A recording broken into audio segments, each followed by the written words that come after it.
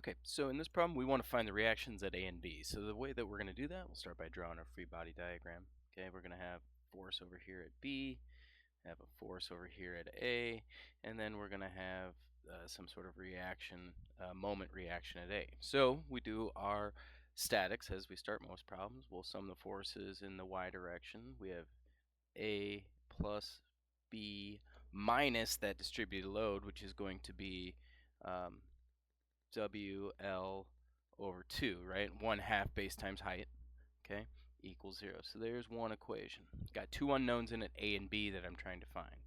Next thing I'm going to do is I'm going to sum the moments about that fixed end A, which I will have my reaction force, or I'm sorry, reaction moment over there, A. I'll then have B times L.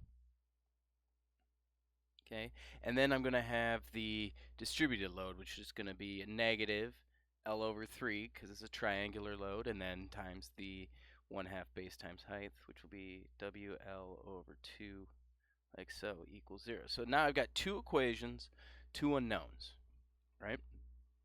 I'm sorry, three unknowns. I've got A, B, and the moment at A. So I need another equation, and that's really, we call that an indeterminate beam. And what we need to do is we need to basically do what we know about deflection. Okay, so what I'm going to do is I'm going to assume X, because it'll make my cut a little bit easier. I'm going to make a cut. I'm going to take X from the right side. So I'll have a cut like so. Right? I'll have B over here. Again, I'm cutting it at some arbitrary X. And the height of that guy, okay, the slope of that line is W over L, right? Rise over run.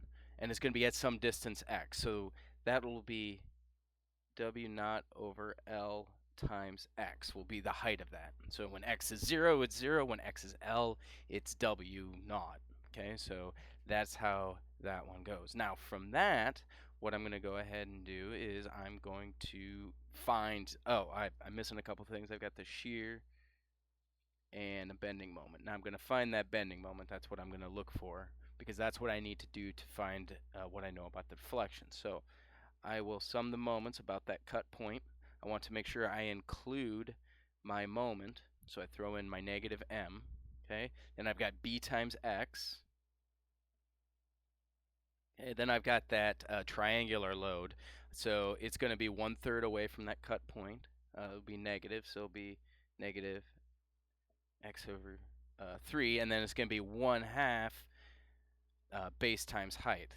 So it's going to be W naught x squared, okay, because it's 1/2 base times height, right, where I've got W naught x over L times x, and it's going to be half of that, so it'll be 2L, like so. Set that equal to 0.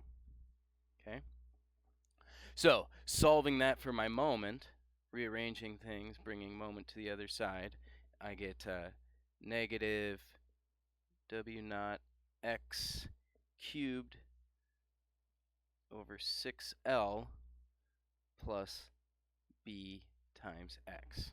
Okay, so now that I've got that, what I can go ahead and do is I can do what I know about my deflection, which is that EI times the second derivative of the deflection equals that moment. And then I'm going to integrate this guy twice and do some boundary conditions, and we'll go from there. 6L plus bx. Okay, so I've got that. Now I'm going to integrate it one time. So I go EI first derivative of the deflection.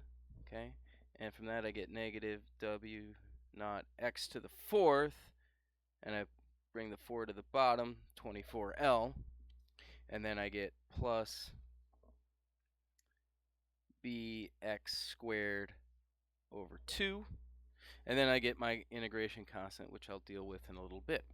Okay, integrate one more time to get to the deflection as a function of x, and I get negative W naught x to the 5th. Bring that 5 down, and I get 120 L on the bottom.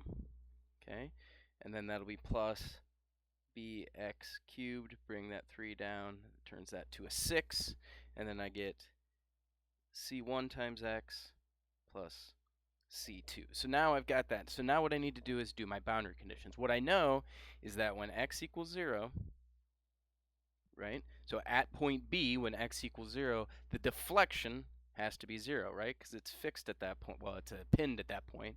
So it's on a roller, it can't move at all. There will be no deflection at that point. Okay, so from that, I'll plug in the fact I get 0. Anytime I see x, it goes to 0 plus 0 plus 0 plus c2. So from that, I learned that c2 equals 0. Okay, so this guy essentially goes away. Okay, so that's all I know that happens at x equals 0. Now when x equals L, this is over at point A. When x equals A, the deflection also is 0, right? Because at point A, it's rigidly fixed, so there can be no deflection. That is going to be 0. Okay, so I do the same thing. I plug 0, but now I'm going to plug in x. I'm going to plug in where